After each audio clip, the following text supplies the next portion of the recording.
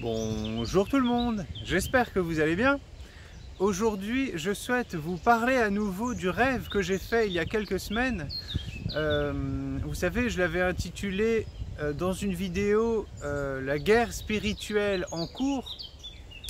Et pour vous rappeler le rêve simplement, je voyais donc ce qui était comme un pays, on va dire à 80-85% occupé et détruit par l'ennemi, et il restait peut-être 15 à 20% du territoire qui était protégé. Et il y avait des résistants.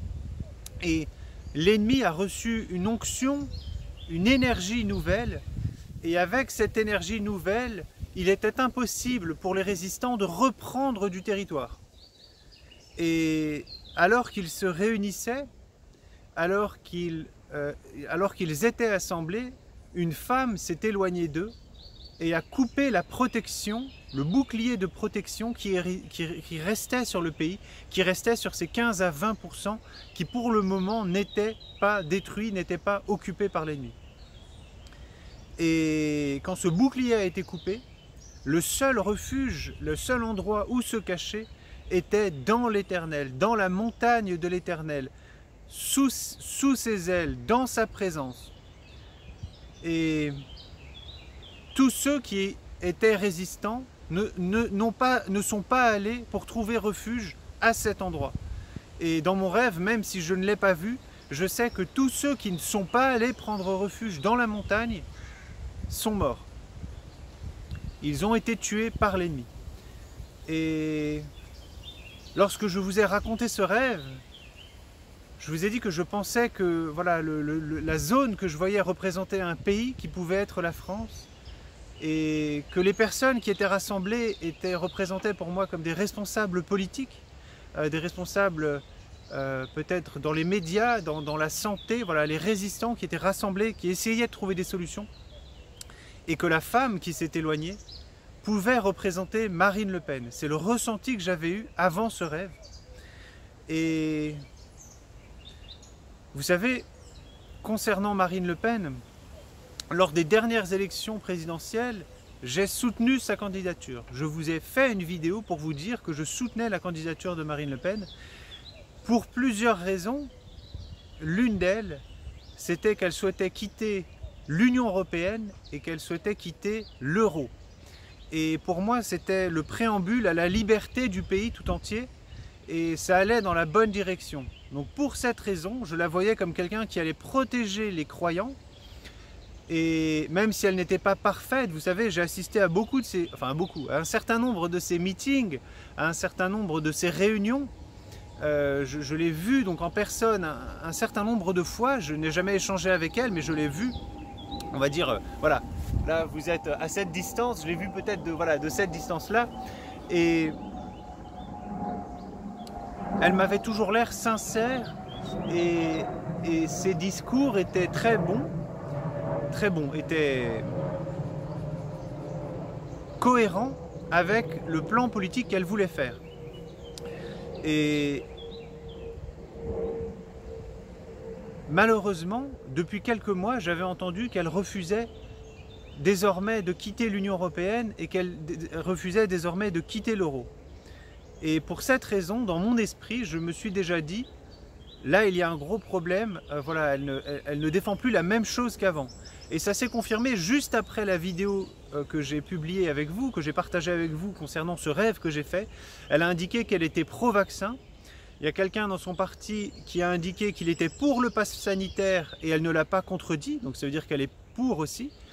Et il y a quelqu'un également, le parti désormais veut mettre en place pour le parti le vote électronique, c'est-à-dire qu'il va, comme pour Macron, comme pour Biden, comme pour le monde entier, vers la direction d'élections aussi présidentielles et municipales dématérialisées. Et à ce moment-là, on a vu comme pour Trump que sa victoire lui a été volée, notamment par ce vote électronique.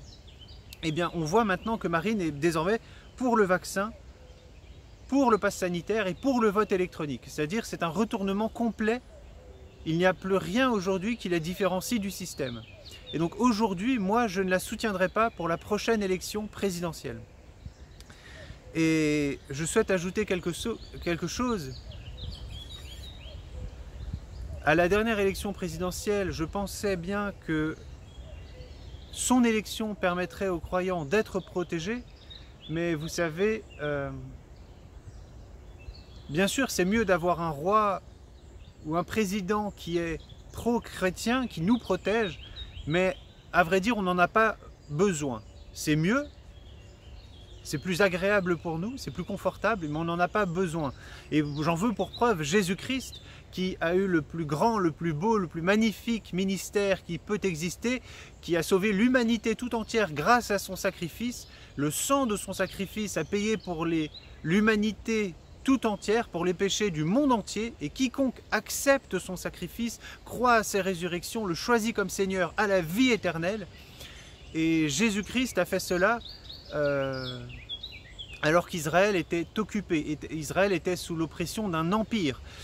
Le royaume qui régnait à ce moment-là clouait des gens à des croix pour les punir de mort. Donc on n'en est pas encore là en France, et si Jésus-Christ a pu faire ce magnifique ministère, le plus beau qu'il soit, le plus incroyable qu'il soit, sous l'oppression d'un empire aussi tyrannique, eh bien nous, voilà, pour le moment, la France ne cloue personne sur une croix. Voilà, les croyants ne sont pas cloués sur des croix à cause de l'État. Donc on peut remercier le Seigneur, et même si la situation se dégrade, on ne doit pas oublier que notre royaume n'est pas de ce monde, que le royaume de Jésus-Christ n'était pas de ce monde, et nous devons lever nos yeux vers le Seigneur, et lui saura nous protéger même dans des temps de grandes difficultés. Et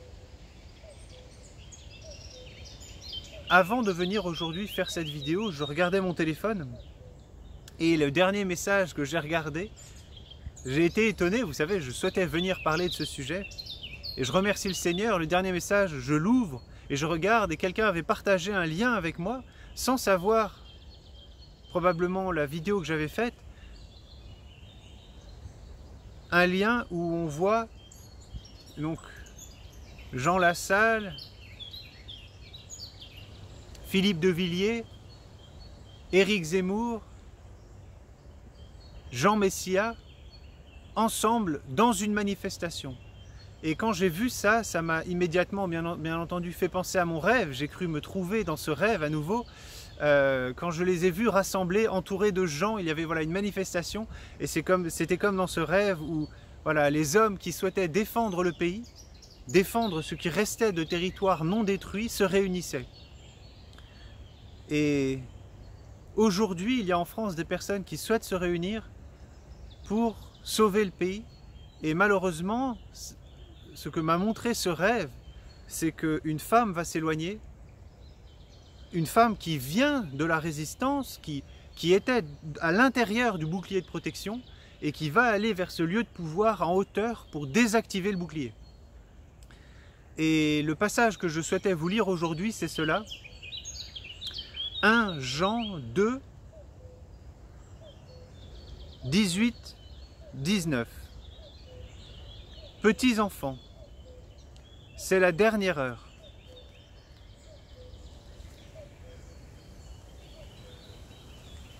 Et comme vous avez entendu que l'Antéchrist vient, maintenant aussi, il y a plusieurs Antéchrists. Par quoi nous savons que c'est la dernière heure? Ils sont sortis du milieu de nous, mais ils n'étaient pas des nôtres. Car s'ils eussent été des nôtres, ils fussent demeurés avec nous. Mais c'est afin qu'ils fussent manifestés comme n'étant aucun d'eux des nôtres. Amen. Gloire à toi, Père. Merci pour ta parole.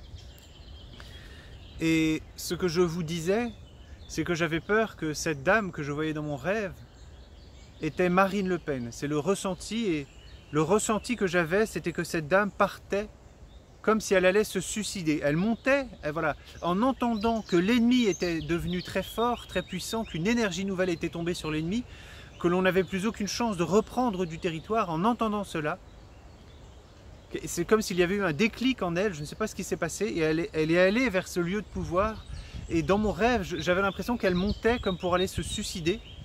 Et vous savez, ça me fait penser aussi à Jésus-Christ qui nous disait « Je ne perdrai aucun de ceux que tu m'as confiés, Père, si ce n'est le fils de perdition. » Et ce passage, je ne sais pas si Jésus-Christ s'adresse, il parle peut-être de plusieurs choses en même temps, il parle peut-être des apôtres. Dieu lui a confié 12 apôtres et l'un d'eux l'a trahi. Ou s'il parlait de l'antéchrist final. Mais je souhaitais aujourd'hui vous parler de la plus grande trahison dont nous parle l'Évangile, et c'est celle de Judas. Et je pense, vous savez, Judas faisait partie des apôtres. Il a eu les mêmes enseignements que les autres.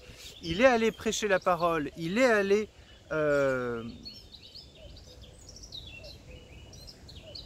chasser des démons de personnes possédées. Il a fait tout comme les autres, mais dans son cœur, il était méchant. Et au moment où cela était au moment où il l'a décidé, où c'était décidé, il est allé vendre Jésus-Christ. Et je pense qu'il y a quelque chose de spécial. Je pense que Satan ne pouvait pas aller inspirer aux Juifs d'aller chercher Jésus-Christ. Il y avait trop d'autorité sur lui, la protection de Dieu. Satan ne pouvait pas envoyer ses hommes aller chercher Jésus-Christ. Il avait besoin que quelqu'un de l'entourage de Jésus-Christ, quelqu'un qui faisait partie de son équipe, de sa famille, il ne faisait pas vraiment partie de sa famille, mais quelqu'un qui était aux côtés de Jésus-Christ le trahisse. Il avait besoin que quelqu'un de l'intérieur du bouclier de protection qui entourait Jésus-Christ le trahisse. Et c'est ce qu'a fait Judas. Il est allé voir l'ennemi et il l'a ramené et il est allé par un baiser trahir Jésus-Christ. Il est allé jusqu'à Jésus-Christ et il l'a identifié auprès de la foule comme étant Jésus-Christ en lui faisant un baiser. Et Jésus-Christ lui a dit, c'est par un baiser que tu me trahis. Voilà, je pense que c'est à peu près cette parole qu'il lui a dite. Et je pense que l'on se retrouve dans la même situation qu'aujourd'hui, qu'aujourd'hui on se retrouve dans la même situation. Dans mon rêve, c'est ce que j'ai vu. Satan ne peut pas aller chercher ce qu'il reste de la France, ce qui reste de la France dans l'armée, dans la police, dans la politique, dans les médias, dans la santé. Dans tous ces domaines-là, il y a des organisations, il y a des personnes qui refusent le système qu'on leur impose, qui sont protégées par l'Esprit de Dieu, même si ces personnes n'ont pas confiance, n'en ont pas conscience, elles sont protégées par quelque chose qui vient de Dieu. Toute bonne chose nous vient de Dieu, nous dit la Bible. Et en allant éteindre la protection, la femme de mon rêve, eh bien, a permis à Satan d'attaquer, de détruire tout ce qui reste. Et je pense malheureusement, les mois qui suivent vont nous le confirmer, mais je pense malheureusement qu'il y a un grand risque que Marine Le Pen soit cette personne qui aille au lieu de pouvoir, qui se fasse élire et qui nous trahisse. Satan a besoin de quelqu'un qui vient de chez nous et j'ai bien peur qu'il place Marine Le Pen présidente pour pouvoir avoir accès au reste de la France et tout détruire. Et vous savez ce qui est arrivé à Judas quand il a trahi Jésus-Christ? Ensuite, il s'est suicidé. Et le sentiment que j'avais en voyant cette dame monter ces escaliers, c'était qu'elle partait comme pour aller au suicide. Et l'antéchrist final, le seul et unique antéchrist, lui aussi est appelé le fils de perdition. Lui aussi part pour sa perte. Lui aussi va monter, soi-disant. Il va être vu des hommes. Et peut-être même que c'était le seul et voilà une personne qui était peut-être qui aurait pu peut-être faire le choix de vivre, même s'il y a, voilà, je ne sais pas, peut-être que l'antéchrist est destiné, voilà, c'est l'enfant du diable, il a été conçu pour la mort, mais lui aussi va être monté, il va avoir un semblant de gloire, comme Judas a eu ses pièces en paiement de la trahison de Jésus-Christ. Et lui aussi va partir vers la perdition, et j'ai peur que c'est ce qui arrivera à Marine Le Pen si elle est élue.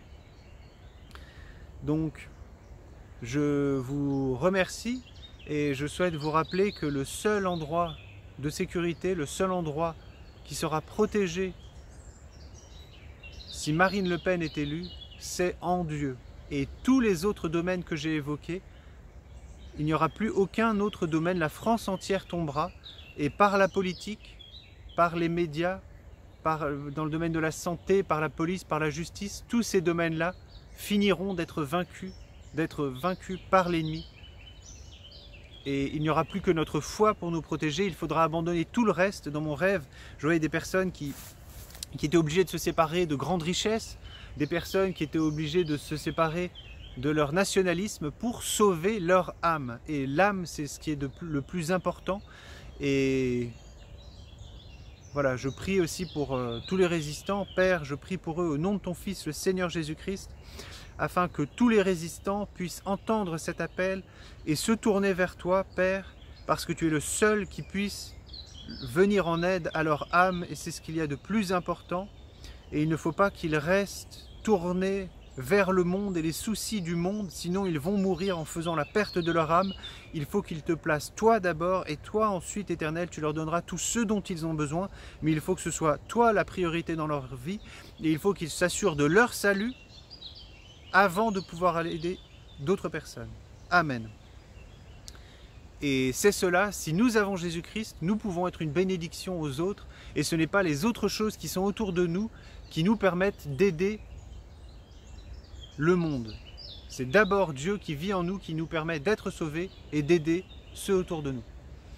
Donc je vous remercie et je vous dis à très bientôt.